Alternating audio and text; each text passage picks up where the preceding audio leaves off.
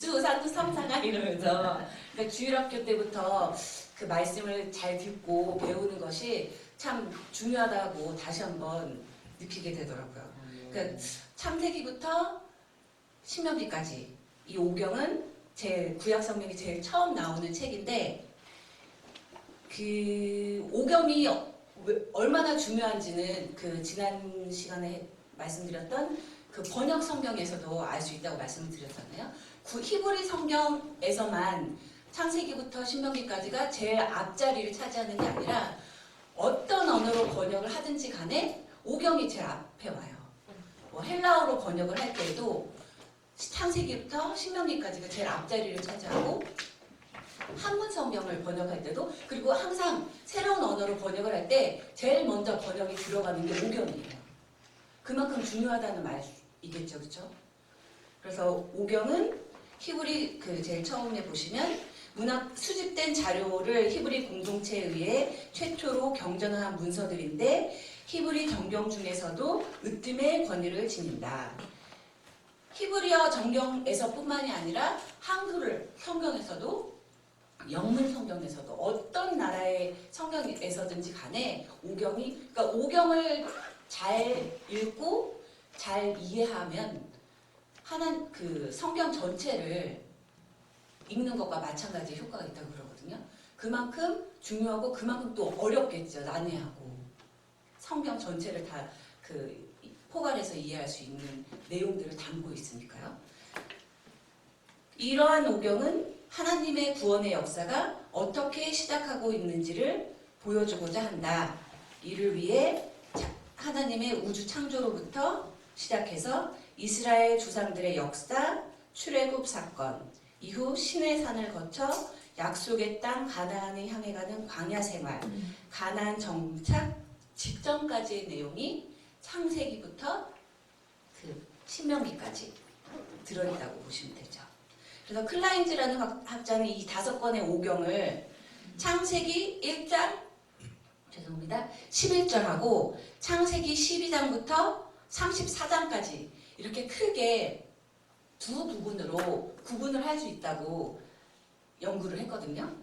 그래서 첫 번째 부분 창세기 1장 11절은 다들 아시죠? 그 창세기 부분에 들어가면 또 구체적으로 말씀을 드릴 텐데 원역사라고 해서 역사의 근원, 역사의 시작에 대해서 얘기해주는 부분이거든요. 그래서 클라인즈라는 학자는 이 창세기 1장부터 11장까지를 따로 떼어서 이제 첫 번째 부분으로 명명을 했는데 이 부분에는 어떤 내용이 담겨져 있냐 하면 인간의 타락으로 인해서 훼손되고 파괴된 하나님과 인간의 관계가 어떻게 회복될 수 있는지를 이 앞부분에서 다루고 있다고 얘기를 했고 그리고 두 번째 부분이 되는 창세기 12장부터 34장까지의 이 말씀은 그 앞부분에서 그려진 인간의 고민, 다시 말해서 인간이 타락함으로 인해서 인간이 죄를 짓게 됨으로 인해서 파괴된 하나님과의 관계를 어떻게 해결할 것인가에 대해서 그 해결책을 이 뒷부분에서 이제 제시하고 있다고 말을 했거든요.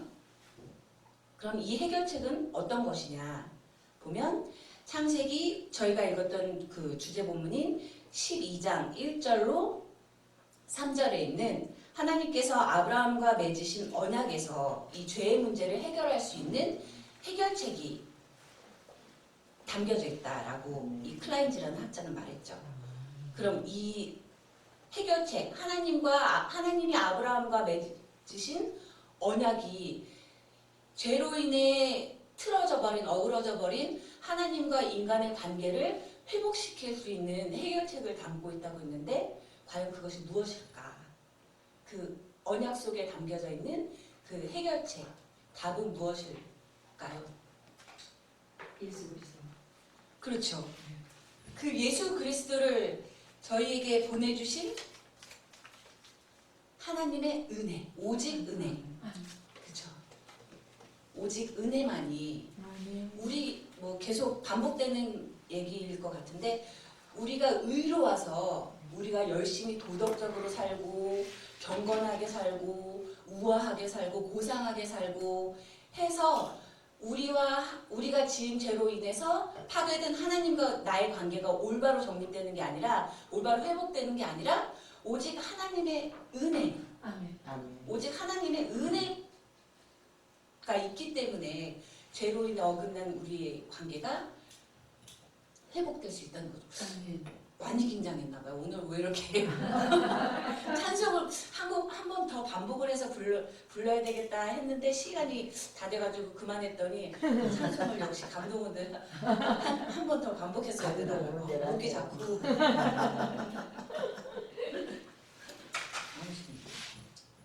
오직 하나님의 은혜밖에 없다는 거예요. 아멘. 자, 그다음 오경을 이 5권의 책을 그래서 이 5권의 책 오경을 하나로 묶는 신학적 주제도 아브라함에게 주신 하나님의 언약 12장 3절에 나오는 이 언약인데 다시 읽어볼까 3절을 시작. 너를 축복하는 자에게는 내가 복을 내리고 너를 저주하는 자에게는 내가 저주하리니 땅의 모든 족속이 너를 말려 복을 얻을 것이라 하시니라. 아멘. 이 주체가 누구예요? 하나님이시라는 거예요. 아멘. 아멘. 아브라함아 너 내가 봤을 때 너무 착한 것 같아. 너무 의롭게 잘 산 것 같아. 그래서 내가 너 복 줄게가 아니라는 거죠. 주님이 선택하셨고 주님이 복을 주시기로 하셨다는 거예요. 아멘. 아멘. 오직 주님의 은혜, 하나님의 은혜 아니고는 이게 설명이 안 되는 거죠. 아멘. 그렇죠? 자, 그러면 오경의 명칭과 구조에 대해서 들어가면 모세의 5권의 이 책들은 히브리어로 토라라고 한다고 말씀을 드렸죠. 그래서 히브리어로 된 구약 성경은 모세의 5권의 책은 토라 그리고 그 뒤에 나오는 그 선지서라고 해서 우리가 역사서와 선지서로 구분하는 것을 히브리 성경에서는 구분 없이 예언서에서 느비임이라고 부르고 시편, 잠언, 전도서 이런 책들은 그 케투빔 성스러운 문서라고 해서 케투빔이라고 부른다고 말씀을 드렸잖아요. 그래서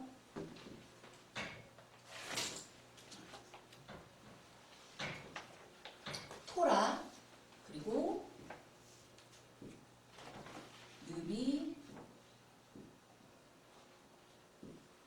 느비임 선지서 그리고 성스러운 문서인 케투빔. 그래서 앞글자를 따서 우리가 구약 성경이라고 부르는 책을 뭐라고 부른다고 했는지 혹시 기억하세요? 앞글자를 따서 타나크.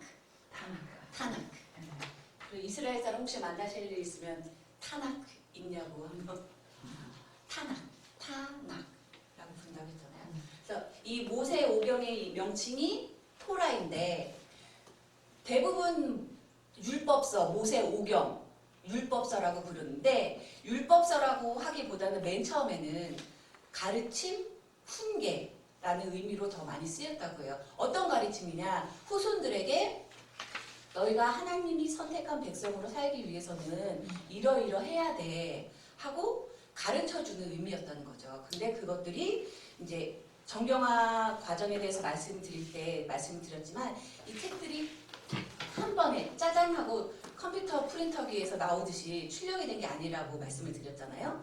맨 처음에는 하나님의 신에 감동된 사람들이 하나님의 말씀을 선포했고 구전으로 입에서 입으로 전달되는 것들이 쓸 수 있는 도구들이 마련됐을 때 중요한 하나님의 말씀들을 선포된 말씀들을 적기 시작했고 기록된 것들을 다 하나님의 말씀을 또 인정한 것도 아니고 그 중에서 중요하다고 인정받는 문서들만 추려서 오늘날 성경이 이루어졌다고 말씀을 드렸잖아요.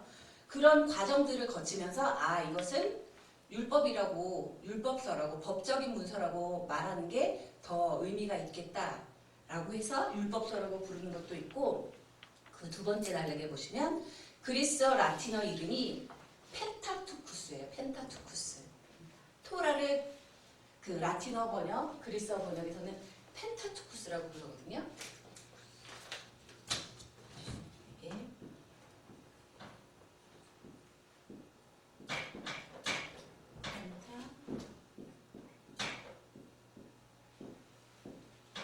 펜타투쿠스라고 부르는데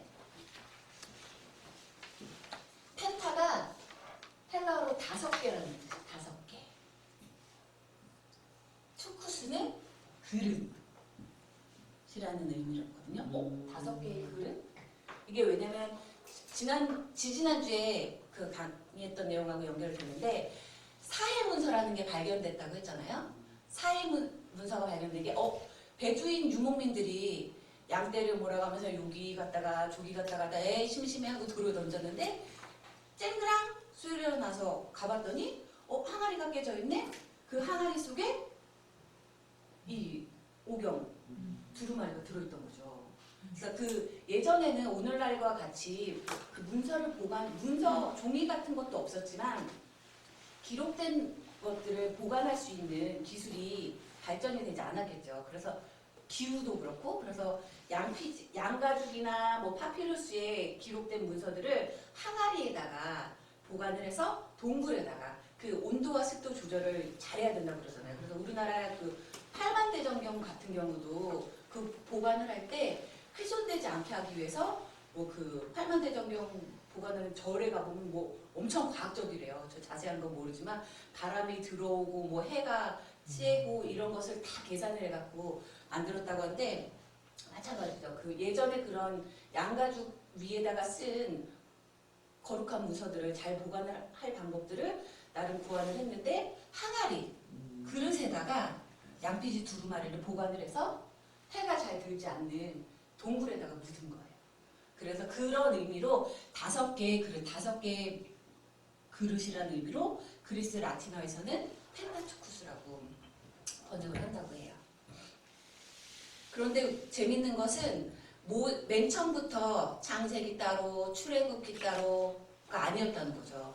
모세오경이 한 권의 책으로 다뤄졌다는 거예요. 오늘날처럼 이런 책들이 아니고 긴 두루마리 그 양가죽 양피지에다가 하는데 이게 둘둘둘둘 말아서 우리 두루마리 휴지를 생각해 보시면 쉽게 무한정 말 수가 없잖아요. 이걸 5번 분량이 어마어마한데 보관을 어떻게 해야 될까 하다가 후대 사람들이 그러면 이 내용까지는 따로 또 여기서부터 여기 내용까지는 따로 해서 5권으로 단편처럼 분류를 하기 시작했다고 하는데 원래는 하나의 책으로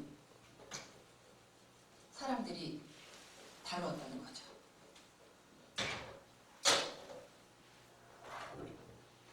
그래서 주전 3세기경 헬라어로 그 70인역이 이집트의 왕인 프톨레미가 내 멋진 도서관에 히브리 성경만 없네?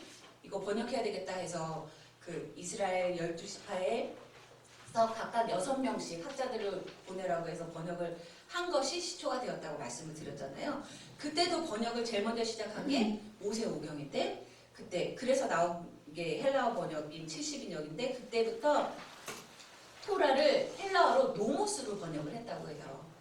그래서 그 맨 처음에는 가르침이나 지시나 훈계 이런 의미를 갖고 있었던 토라가 그 율법서라는 이름으로 더 자주 불리게 된 결정적인 이유 중에 하나가 헬라어로 번역되면서 헬라어의 법을 의미하는 노모스라고 이름을 붙이면서 그 모세오경이 율법서라는 의미로 더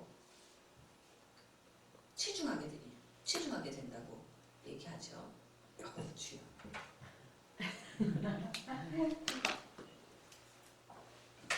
얼굴은 안 빨간가요?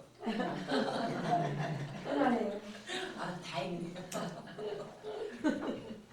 그래서 명칭에 대해서는 여기까지 말씀을 드리고 구조에 대해서 오경 전체 구조에 대해서 표를 제가 만들어 놓은 걸 보시면 창세기부터 신명기까지 한 권의 책으로 볼 수 있다고 말씀을 드렸잖아요. 그래서 아까 초반에 클라인즈라는 학자도 아예 한 권으로 보고 창세기 1장부터 11장까지가 한 부분이고 그 나머 12장부터 신명기까지는 또 하나의 주제로 묶을 수 있다라고 했는데 오경 전체는 그 창세기 12장 3절에 나오는 하나님이 아브라함에게 주신 언약을 핵심으로 해가지고 나눌 수 있다고 해요, 구조를.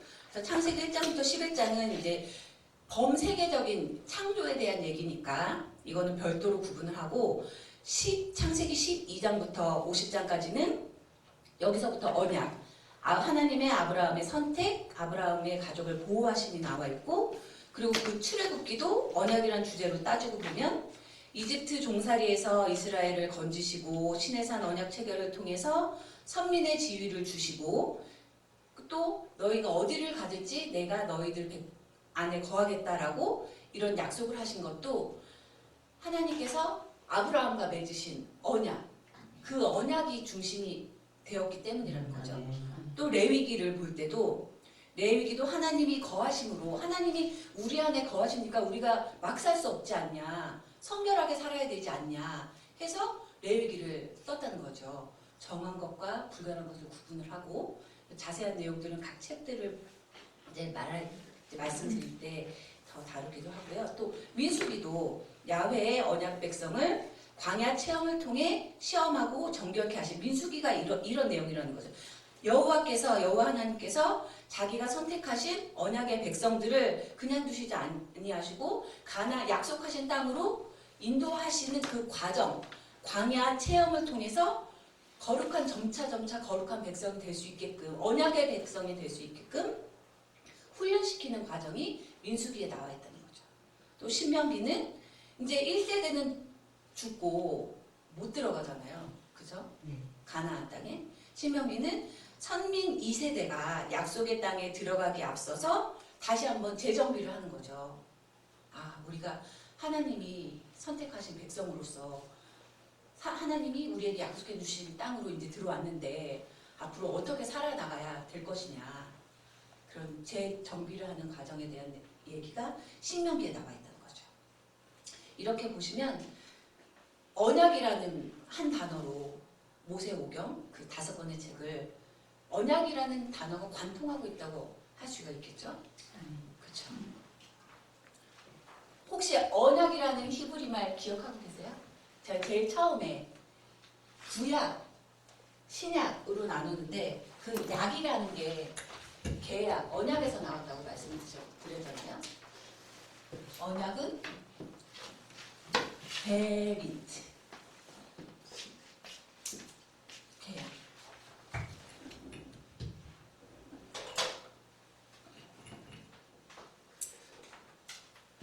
그러면 이러한 구조와 내용을 가진 모세오경은 어떤 역사적인 배경을 갖고 있을까?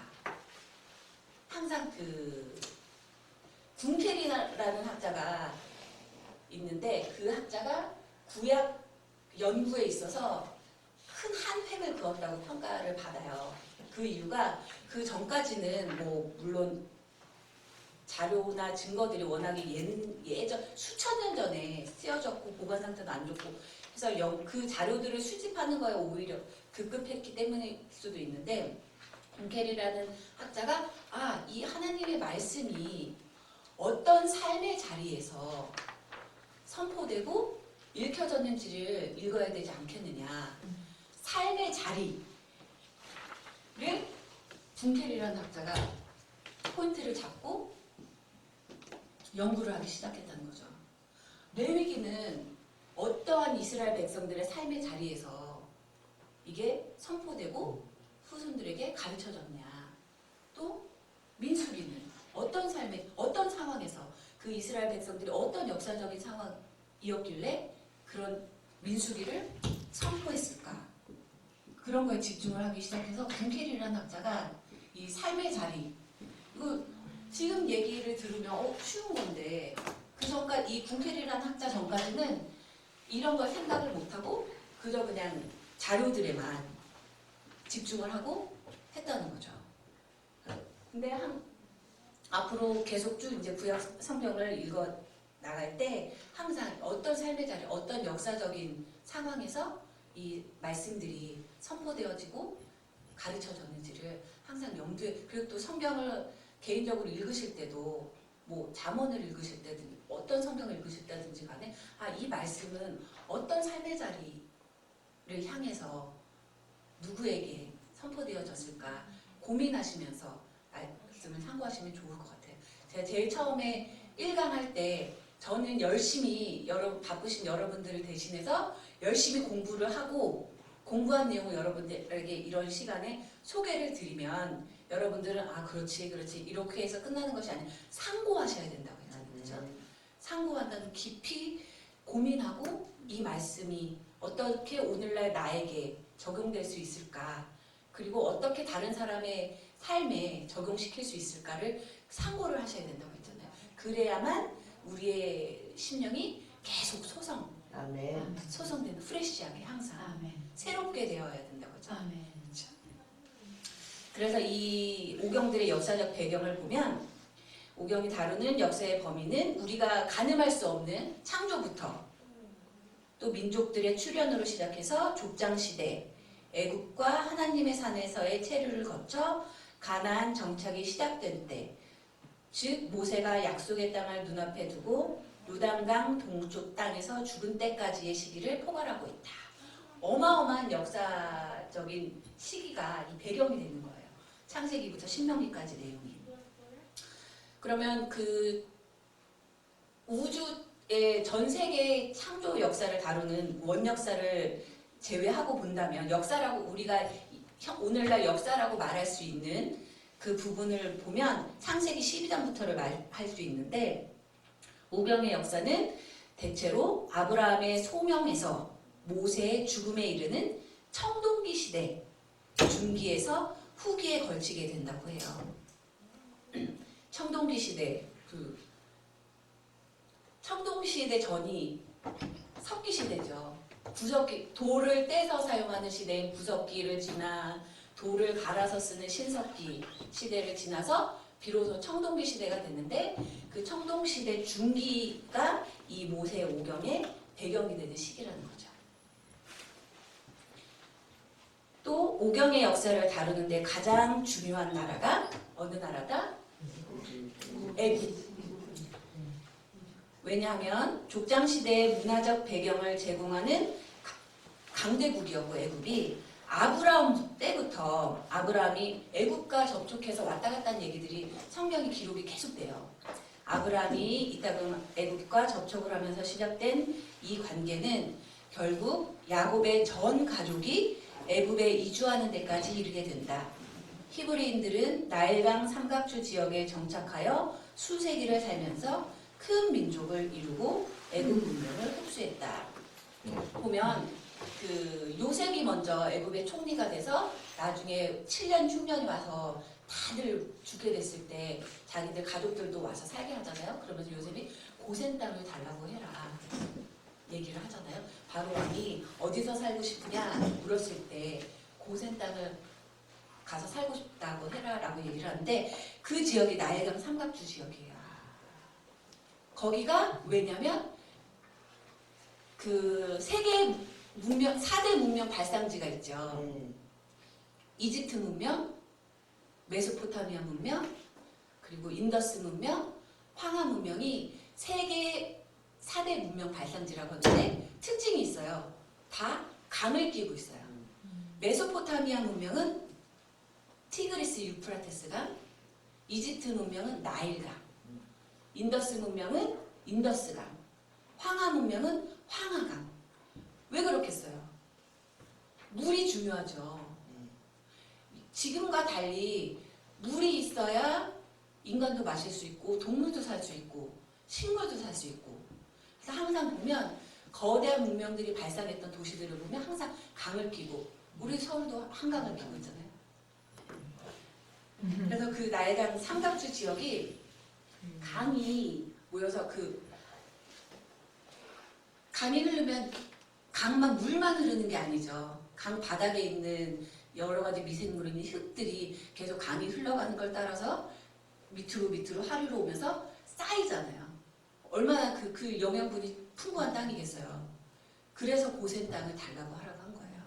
그래서 이 히브리 야곱 이스라엘 민족이 애굽에서 400년 동안 종살이를 하기도 했지만 오히려 이게 큰 민족을 이루는 기반이 되었다는 거죠. 애굽에 있지 않고 계속 떠돌아다녔으면 큰 민족을 이룰 수 없었을 것이다라고 얘기하는 학자도 있어요. 그래서 애굽 이제 계속 이제 모세 오경 내용을 보면 애굽 이집트하고의 관계가 아주 중요하게 나오는 것을 알 수 있죠. 또 또 출애굽기 또 보면 출애굽기 32장 굳이 찾지 않더라도 얼마나 이제 애굽 문명이 이스라엘 민족들에게 젖어 있었는지 너무나 잘 나오잖아요. 하나님이 출애굽 시켜줬는데도 좀만 힘들면 애굽으로 갈 걸 괜히 나왔어. 계속 불평하는 내용이 나오잖아요. 그만큼 많이 젖어 있어서 그냥 수치적으로 400년 동안 애굽에서 살았대 라고 생각할 수 있지만 우리나라도 일본의 지배를 받은 게 100년도 안 돼요. 100년도 안 되는 50년도 안 되죠. 30년. 그렇죠. 그런데도 아직도 일제 잔재가 청산이 안 되고 아직도 우리나라 말 속에 일본의 말이 많고 그렇잖아요. 근데 하물며 400년이에요. 우리가 일본의 지배를 받았던 게 대략 40년으로 친다고 해도 10배예요, 10배. 그러니까 얼마나 젖어 있었겠어요. 그리고 또 더 중요한 것은 맨 처음에는 아니야, 우리는 주의 선민이야. 여호와만을 믿어야 돼. 여호와께서 하시는 말씀만 따라야 돼. 그렇게 했더라도 죽잖아요, 그 사람들이. 세대는 가고 새로운 세대가 오는데 그 세대를 교훈하기 위해서 선포하고 모세가 끊임없이 얘기하잖아요. 이 나쁜 놈들 하면서도 끊임없이 사랑하고 선포하고 하지만 그래 맞아. 모세 말이 맞아. 우린 여호와의 말씀만 따라야 돼 하지만 또 모세도 죽고 하면 세대가 갈수록 힘이 가는 거죠. 끊임없이 우리의 신앙을 소성시키지 않으면 몸부림침이 없으면 흐릿해져 가는 거죠. 그랬대. 하나님이 우리 조상 아브라함을 선택하셨대. 가나안 땅을 줄 거라고 약속하셨대. 이렇게 돼버리는 거죠. 시큰둥? 처음 몇 년은 그래 우리 열심히 기도하고 주님만을 바라보면서 가자. 주님이 약속한 하신 땅에 갈 수 있을 거야. 하지만 그게 1년이 지나고 10년이 지나고 50년 아직도 100년 아직도 당장 400년이 지나다 보면 희미해져 갈 수밖에 없는 거죠. 그러니까 끊임없이 정말 대단한 기적을 목도한 거잖아요. 배고프다고 하니까 만나를 주시고 정말 그런 기적을 목도할 수 있는 일이 없잖아요. 그런 불기둥, 구름기둥 그 전에는 갈라서 바다 사이를 통과하는 그 기적을 몸소 체험을 했음에도 불구하고 다시 애국으로 갈까? 괜히 나왔어. 끊임없이 불평을 인간적으로 보면 할 수밖에 없기도 하겠다 하는 거죠. 저는 계속 사설이 길어지고 저는 항상 제가 일제시대 때 태어나지 않은 게 얼마나 감사한 일인가. 일제시대 때 태어나서 예수 믿을래 죽을래 그러니까 예수 믿으면 너 죽어 안 믿고 천황폐하 만세하면 살려줄게 하면 내가 과연 신앙을 지킬 수 있었을까. 너무 정말 신앙을 지키기 이런 말이 좀 그렇지만 신앙을 지키기 정말 쉬운 시대에 살고 있음에도 불구하고 예수 믿는다고 죽이지 않잖아요. 잡아 감옥에 가두지도 않고 그럼에도 불구하고 이 신앙생활을 온전히 하기가 참 왜 어려울까? 스스로에게 늘 반문하는 거예요. 왜 그럴까 수연아? 그죠? 너무 감사한 것 같아요. 일제시대 안 태어나고 한 게. 자, 창세기에 대해서 들어가도록 하겠습니다. 창세기. 어떤 성경을 보든지 간에 창세기에 제일 먼저 나와요. 그만큼 중요하다는 거죠. 제가 이번 강의를 준비하면서 창세기 지금까지 읽어보기는 했지만 그렇게 항상 저 맨 처음에도 말씀드렸지만 마태복음 읽을 때 족보 얘기해서 넘어져 왜 이렇게 많이 났어 하고 넘어졌다고 말씀드렸는데 창세기도 족보 얘기가 자주 나와요. 5장에서도 나오고 누가 누구를 낳았고 누가 누구를 낳았고 몇 세에 죽었고 이거 왜 했는데 이번 강의를 준비하면서 창세기가 정말 재미라고 하면 그렇죠. 재밌는 말씀이구나. 창세기만 정말 잘 이해를 해도 내 신앙을 다잡아 가는데 큰 도움이 되겠구나 하는 걸 깨닫게 되더라고요. 아, 맨 전에 김승장 목사님이 강의하라고 했을 때 제가요? 제가요 했는데 물론 지금도 막 목이 잠기고 떨리고 어려움이는 수업 준비하는 게 쉽지가 않잖아요. 제가 뭐 정말 애기들 데리고 주일학교 하는 것도 어려운 일인데 왜냐면 그것도 영을 다루는 일이잖아요.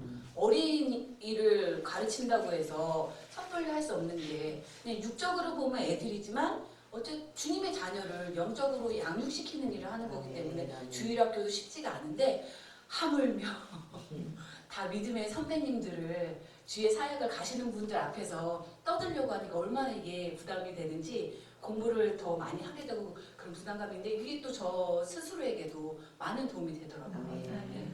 어쨌든 히브리어로 창세기는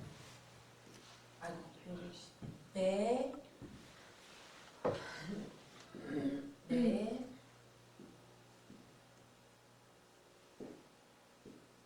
시트. 베레시트라고 해요.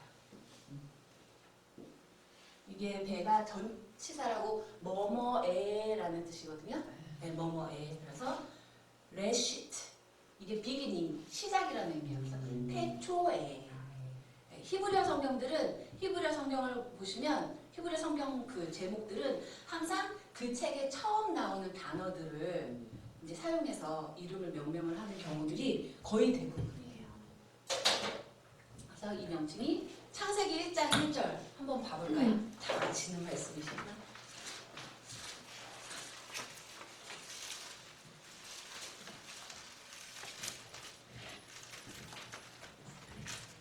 다 같이 읽겠습니다. 태초에 하나님이 천지를 창조하시니라. 태초에가 제일 먼저 나오죠. 히브리어 성경에도 보면 이거 너무 무거워서 잘 안 갖고 다니려고 그러는데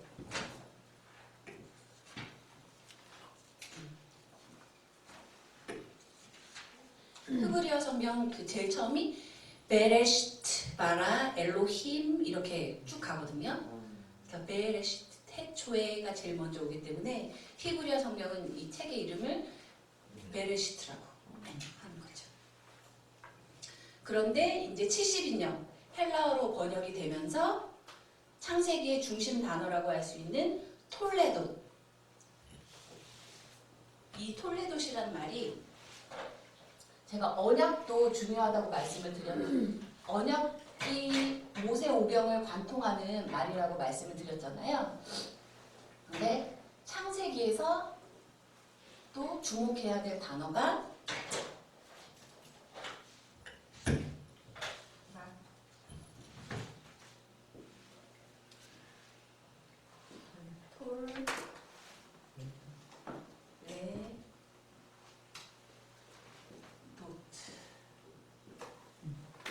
톨레돗이라는 단어거든요. 이게 제너레이션, 후손, 세대 이런 의미예요. 창세기를 쭉 보시면 뭐 이 세대에 대한 말이 자손에 대한 말이 계속 나오거든요. 그래서 70인역을 번역한 학자들은 이 단어가 계속 나오네. 이게 중심 단어구나. 창세기를 관통하는. 그래서 이 톨레돗이란 히브리 말을 헬라어로 게네세오스로 번역을 했는데 이게 영어로 오면서 제네시스, 창세기가 되고 우리나라는 한글로 창세기라고 한 거죠. 영어는 제네시스라고 하고. 정리하면 히브리어 성경 명칭은 베레시트고 70인역 헬라어로 번역을 하면서는 창세기에서 중심 단어라고 할 수 있는 톨레돗을 번역한 게네세오스라고 불렀다가 그게 제네시스가 된 거죠. 영문 성경으로 보면서. 자, 그러면 창세기는 누가 썼냐? 저자에 대해서 들어가면 창세기 자체에 보시면 왜 우린 그러면 참 쉬울 것 같아요. 이 뭐 조선왕조 실록 같이 이 책은 무슨 왕 몇 월 며칠에 누가 이렇게 썼네 이렇게 저자와 연대가 분명하게 나와 있으면 좋을 텐데 없어요. 창세기에 보면 이 책은 누가 썼습니다 하는 내용이 없어요. 그래서 더 이제 공격을 받기도 하고, 야, 다 뻥이야 이거. 저자도 없고 뭐 말씀으로 세계를 천지창조를 했다는데 공격을 받기도 하는데, 그건 이제 영적인 것을 모르는 사람들이 하는 말이고, 어쨌든 창세기 자체에는 저자에 관한 분명한 언급은 없지만 전통적으로 쭉 신앙의 전승을 따라왔을 때 창세기부터 신명기는 모세가 썼다라고 얘기를 해요. 근데 또 공격을 하는 이유가 모세가 썼는데 왜 모세가 죽은 얘기가 나와? 라고 또 얘기를 하는 사람이 있어요. 말씀을 쭉 계속 드리는 게, 이 오경책이 어느 날 출력물로 다다다다다다다다다 나온 게 아니잖아요. 그러니까 소책자로 중요 부분들이, 그러니까 먼저 말을 선포되다가 기록할 수 있을 때 기록되다가 처음부터 창세기 한 권이 기록이 된 게 아니잖아요. 이렇게 단편 중요 말씀들 위주로 되다가 이 부분을 하나로 묶을 수 있겠어 하고 창세기 묶고, 이 부분을 또 하나로 묶을 수 있겠어 하고 묶어져서, 그러니까 편집이 또 되기도 한 거죠. 그러다 보니까 모세 이후, 모세가 죽은 다음에 모세의 말을 기록한 것들도 들어갈 수 있는 건데, 그 한 구절을 갖고 모세 오경을 모세가 썼다고 하는 건 말도 안 돼라고 하는 건 또 그것도 말도 안 되는 거죠. 근데 전통적으로 모세 오경은 창세기부터 신명기까지는 모세가 써. 그리고 또 당시에 모세 말고 이런 말씀을 쓸 수 있는 자가 과연 있었다면, 오늘날 모세가 우리에게 우리뿐만이 아니라 이슬람에서도 유대교에서도 모세는 대단한 선지자로 얘기를 하던데, 그만한 자질과 능력을 가진 영적인 사람이 정말 존재했다면 그 사람의 이름도 어딘가에서는 언급돼야 되지 않겠나. 그렇지 않아요? 근데 없다는 거죠, 모세 말고는. 그래서 전통적으로 모세, 그 창세기부터 신명기까지는 모세가 지었다라고 얘기를 하는 거죠. 또 단편 5권의 책으로 분류가 돼서 이제 나와 있기는 하지만, 앞전에도 말씀을 드렸듯이 한 권의, 원래는 한 권의 책으로 다루어졌고, 내용적으로 봤을 때도 창세기부터 신명기까지는 독립적인 별개의 작품으로 봐서는 안 되고 하나의 책으로 묶어서 생각을 해야 된다는 거죠. 그 이유가 쭉 보시면 그 창세기 50장 24절 한번 찾아볼까요?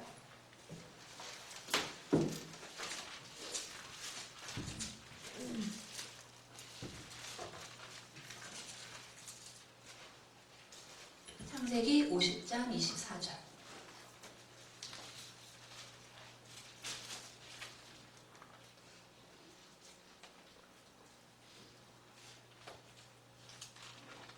읽겠습니다.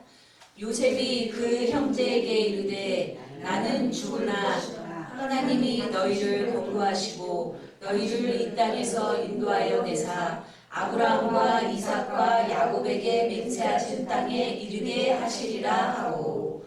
아멘. 가나안으로 가는 이야기를 요셉이 유언으로 남겼다는 거죠. 이 요셉의 유언이 출애굽기부터 또 시작하는 내용들인 거예요.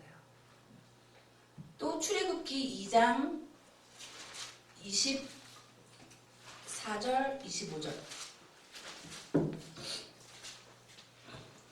보겠습니다.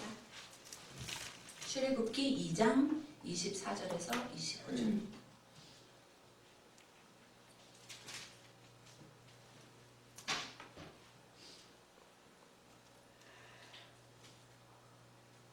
천천히 찾으세요.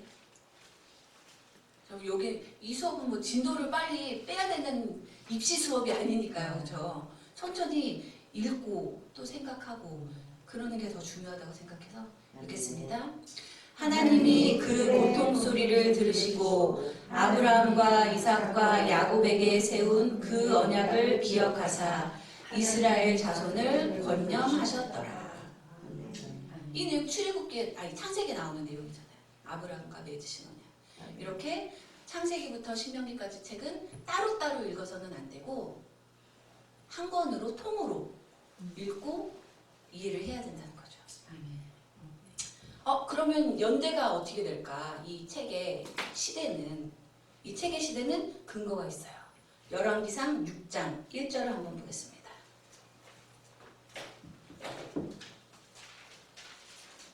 열왕기상 6장 10장 1절.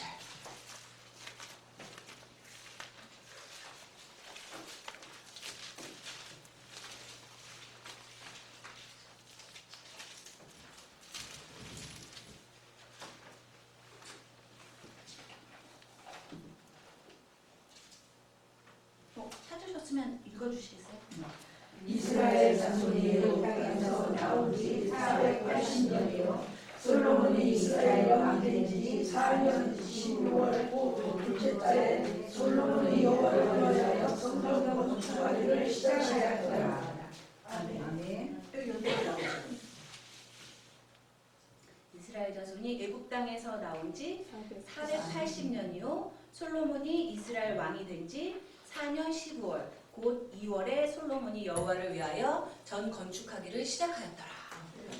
그러면 제가 그 이스라엘 역사 연대표 한 장짜리로 나눠드린 거 있잖아요. 거기를 보면 그거 연대도 학자들마다 약간 차이가 있기는 한데 대략 922년이라고 보는 데도 있고 900 하는데 그 연대랑 이 출애굽해서 480년 됐다라는 연대를 합산을 해보면 대략 한 1440년 정도 된다는 거예요.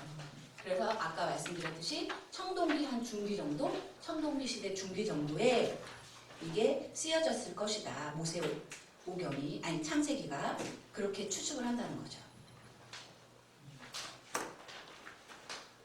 항상 그 말씀을 드리는 게 창세기는 과학책이 아니라는 거죠. 성경은 과학책도 아니고 뭐 문학서도 아니고 우리가 그 학문적으로 얘기할 때 엄밀한 의미의 역사서도 아니라는 거예요. 그런데 자꾸 그걸 가지고 왜 참도가 7일 만에 뭐 됐다고 얘기하냐, 말도 안 되는 걸 믿는구나. 뜻도 그래요. 믿을 수 없는 걸 믿는 게 믿음이잖아요. 그렇죠? 제가 늘 그 예전 주일학교 때 애들한테 얘기한 게 중고등부 할 때 한 게 1 더하기 1은 2다. 이걸 믿는 게 믿음이 아니잖아요. 그건 누가 봐도 맞는 말이에요. 근데 믿음이라는 것은 모든 사람들이 다 뻥이야. 믿을 수 없는 거야. 그렇잖아요. 어떻게 물이 변해서 포도주가 돼요. 믿을 수 없는 게 믿음이고 그 믿음을 주시는 게 하나님의 은혜고 그 믿을 때 하나님이 역사하시는 거죠. 아멘. 그래서 창세기 저장 목적이 창세기를 쓴 모세의 목적은 과학 지식을 이스라엘 후손들에게 알려주기 위해서 한 것도 아니고 모세라는 한 영웅의 이야기를 들려주기 위해 쓴 것도 아니고 뭐다? 오직 하나님이 우리의 구원자 되신다 라는 것을 얘기하기 위해서 썼다는 거죠. 그래서 이제 창세기 구조에 대해서 본격적으로 들어가면 우리 5분만 쉬었다가 할까요? 참 그럼 5분 쉬었다가 구조랑 나머지 부분에 대해서 하겠습니다. 이제 좀